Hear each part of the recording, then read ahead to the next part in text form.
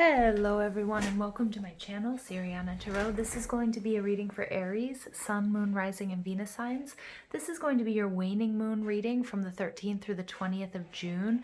This is an important week because we are coming down off of the full moon in Sagittarius, lunar eclipse energy, and it's really a moment to sort of pull back and heal, wrap up any projects or loose ends, and really start thinking about what you want to manifest this upcoming cycle. But we do have Mercury going retrograde on the 18th, and we're also going to be hit with this new moon in Cancer and another eclipse. So there's a lot of stuff going on here, you guys. And I do apologize about the background noise. Yeah, it's just somebody's banging around out there. So, but what I want you guys to do with your intentions, if you're setting intentions with the moon, is to also be really prepared to be adaptable, but be willing to sit with these intentions for longer than usual. Because we have Mercury going into retrograde, it's not about making things happen now, getting results. Okay, it's more about the process. All right, so I really want you to keep that in mind. All right, so let's go ahead and jump into this reading. We're going to invite spirit, angels, ancestors, loved ones who have passed, spirit guides, and ascended masters to this space to deliver the messages that we need to hear for Aries, Sun, Moon, Rising, and Venus signs from the 13th through the 20th of June. All right, messages for Aries. Really any placement, Sun, Moon, Rising, Venus, Jupiter, whatever you might have. If you're drawn to this reading, it is your reading. From the 13th through the 20th of June, messages for Aries. Messages for Aries from the 13th through the 20th of June. Ten of Pentacles wanted to come out. Family, finances, long-term relationships.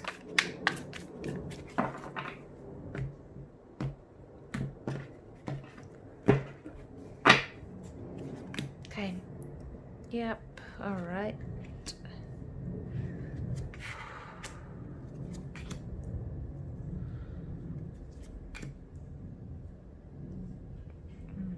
Lots of major arcana coming out. So this might be a little bit bigger than just sort of this weekly reading. Okay.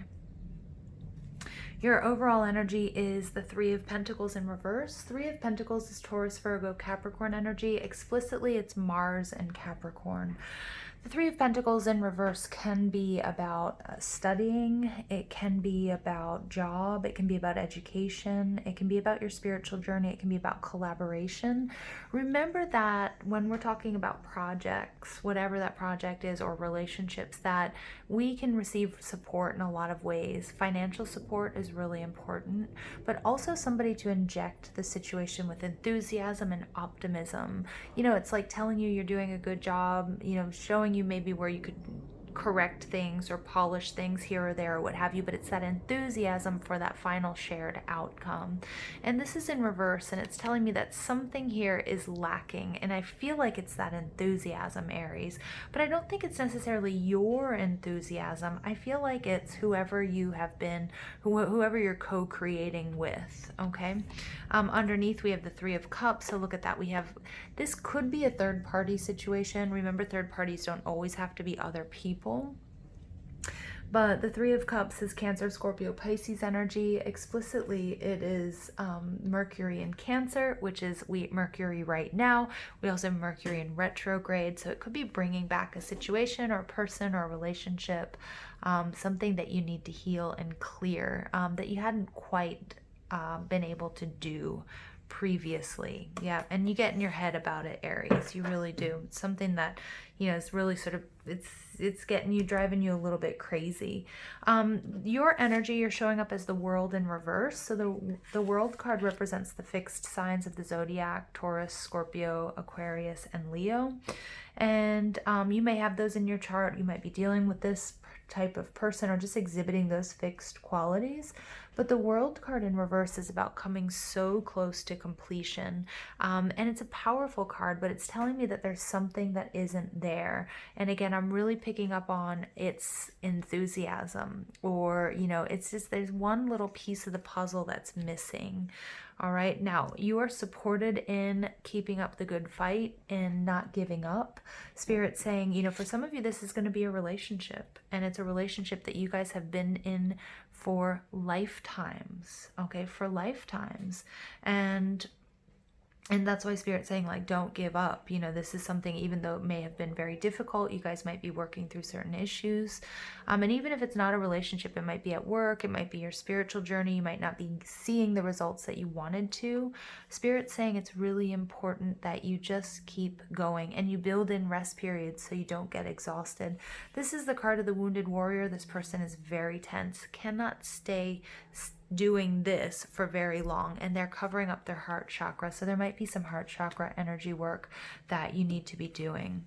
What's blocking you? You have the Two of Pentacles. Again, somebody balancing two things, two people, two ideas. This could be you, Aries. You could be balancing too much. You could be balancing two people or two ideas. Maybe it's that work and that life balance. You know, maybe you're overworking, or maybe you're not working enough. You know, there's a lot of different scenarios that could play out here. But I do feel like you are feeling like you're exhausted, but you're so close to wrapping up this cycle. So please, please, please don't give up on whatever it is you're doing. I love this card because it's a reminder that you do have support, okay? Spirit guides, animal guides, angels, ancestors, loved ones who have passed, they're supporting you. They want to see this completion. Now, what's subconsciously affecting this situation? You get the Judgment card. This is that Plutonic energy of, you know, it's Pluto, it's that scorpionic energy of rebirth. It's also about, this is really important on your journey of taking things to the next level. So for some of you, it's going to be spiritual ascension. And it's really receiving and working with these downloads that we're getting during this lunar eclipse. And then this eclipse, the solar eclipse that's coming up in Cancer. For others of you, it's about taking a relationship to the next level. For others of you, it's really taking a look at, have you been standing in your truth and integrity? Excuse me, one second.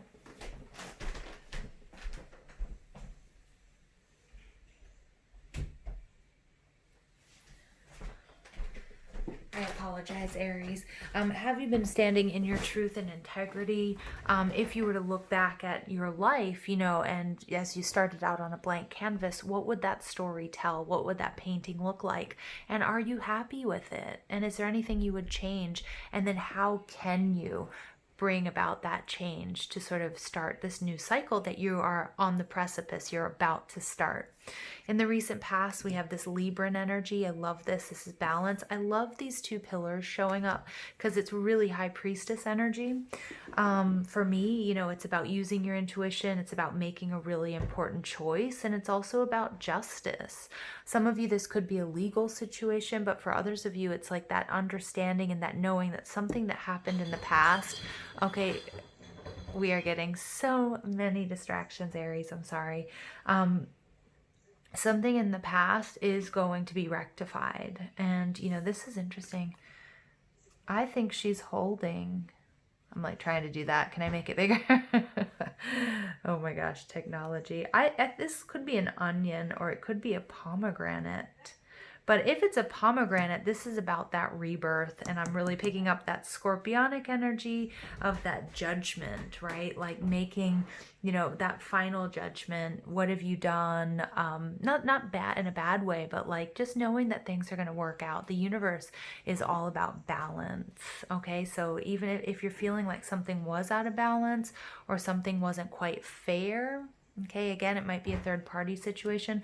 Remember that all you have to do is stand in your truth and your integrity, and you're going to be just fine. Okay, and you don't have to worry about, you don't have to worry about anybody else. You know, you're going to run your own race here.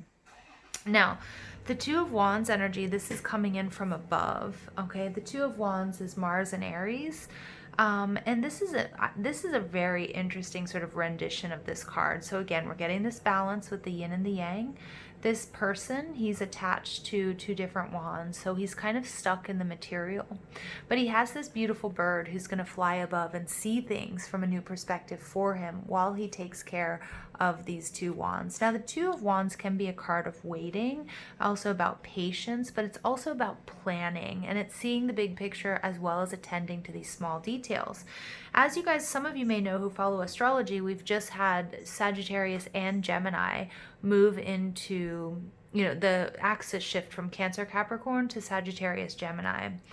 All right, or Gemini Sagittarius rather. And Gemini and Sagittarius are really forcing us to look at the small picture, the details, okay, that chatty, the everyday small movements of Gemini versus that Sagittarian expansive, seeing the higher truths, getting the big picture.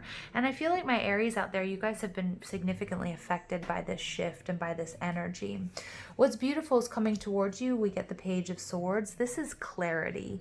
This is, this is a small person with a very, very big sword. And that's a lot of information coming in that's really going to help them. I'm getting like through this rebirth process, starting out as sort of the baby of the court cards, but with this huge spiritual download, with all of this information, equipped with this information, feeling prepared and clear on where they want to go and what you want to do. So this is interesting. Interesting message, Aries. The Page of Swords can represent somebody coming towards you. It can also represent communication that's sort of going to, I think, the pendulum had swung, and whatever this information is that's coming towards you, it's going to bring that pendulum back into the middle, right? And so that you can make fair and accurate judgments about who's in your life, who isn't, what's worth repairing and what isn't, right? What do you want to take with you as we move into this next cycle? You guys, I don't know about you. My energy is focused, but outside I feel like you guys are dealing with a lot. You're dealing with a lot. All right, so you guys get Ritual. Ooh, that's beautiful. That's High Priestess energy. And you get Enchantment. Oh, ooh, interesting. So I'm using the Enchanted Spell Oracle by Priestess Moon. These are really beautiful images and cards, especially if you're working with herbs or essential oils or doing any sort of spell work. A lot of it is accessible, things you might have in your kitchen. And, if anything comes up that you should, maybe cook with it this week to really help you with with the energies that are around us. So Ritual, this is about letting go and changing phases. Yeah, there's that Judgment card. This is Blue Woad. The sunny yellow flowers of the woad plant belie the incredible rich indigo color of the dye they produce.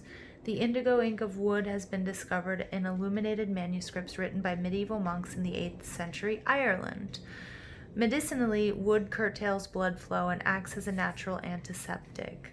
When the priestess of ritual appears, it's time to honor the fact that an important era in your life is coming to an end. A new phase is beginning, and with it will come mixed emotions. Yeah, and I really feel like this Page of Swords represents those mixed emotions. Yep, I'm just shutting the windows, you guys.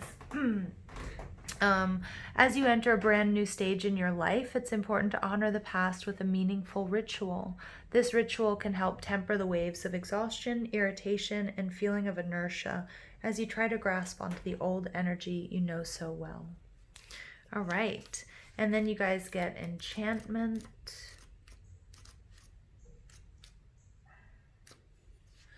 And this is the Ash Tree. Which is associated with inspiration and imagination. Its wood is deceptively robust for such a graceful species. Strong spiritual associations can be found in the ash tree's history, with legend proclaiming that its roots reside in the molten core of the earth, while its leaves touch the heavens. The ash tree is a complex tree of opposites, of worlds within worlds, of cycles of quick growth, degeneration, and rebirth. I'm so surprised that the Death card hasn't come out, but we see those cycles showing up in that World card, and you're so very, very close.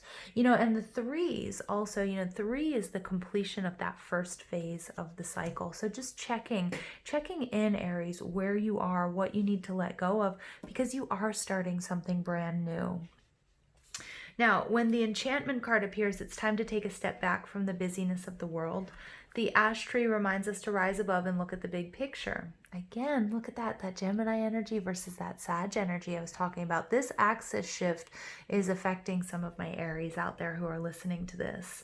The power of reflective self-care is highlighted by this card. In this stillness, magic can begin to blossom and moments of enchantment can be found. Ooh, Aries. All right, so since this is a week of sort of healing and assessment, I'm going to go ahead and pull some healing with the angels cards for you. See what additional messages we have for my Aries from the 13th through the 20th of June. Trust. Trust that everything is working out exactly the way it's supposed to. This is a difficult cycle. Miracles. That's a beautiful card. Expect miracles, Aries. Expect miracles. And I think these miracles are coming in the form of divine justice, karmic justice, something that was imbalanced, coming back into balance that you never expected, and support. I love this card of support. This is your angels, this is your ancestors, that celestial choir supporting you on this journey through the ups and through the downs, helping you learn, helping you grow. You know, it's so beautiful. It's such a nice energy. This is one of my favorite cards in this deck. And look, they're doing energy work. And through energy work, through their energy work, you know, they're healing the earth. And so some of you out there might be energy workers, or coming into this knowledge, coming into the realization of what you need to do, what your life's purpose is. And that might be in the healing arts. All right, I'm going to pull a final message for you guys from the Mystical Shaman Oracle by Colette Baron Reed, Alberto Villoldo, and Marcela Lobos. These cards are spectacular. All right, and you get thunder. Oh, I get, it's like thunder and lightning.